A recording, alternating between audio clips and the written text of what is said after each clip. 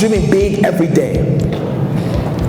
I have this big dream to impact 100,000 of you by the year 2020. He actually makes you think about how life is, and he makes you think about your actions, and you actually start to think about how positive everything's going to be if you actually start to be more positive yourself as a person. Tell yourself this before you get on the basketball court, before you go to the cheerleading competition, before you play that soccer match. Tell yourself that I could do it.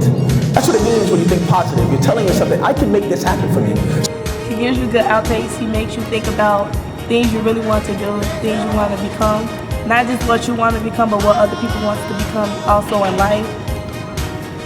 And the same thing with you. When you have these big dreams and these big goals, think of the little things you must do every day in order to get there.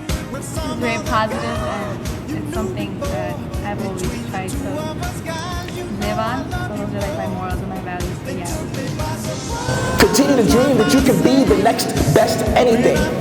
That you can be that millionaire. That you can be that lawyer, that judge, that teacher, that congressman, that policeman, that activist.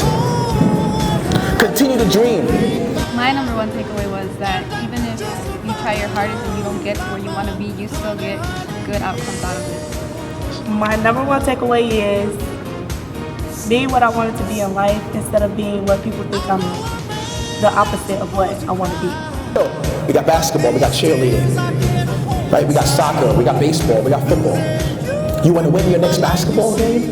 You want to win your next soccer match? You want to win your next cheerleading competition? You have to think positive first. You have to tell yourself, Think positive, dream big. Welcome to J.Has.Heart.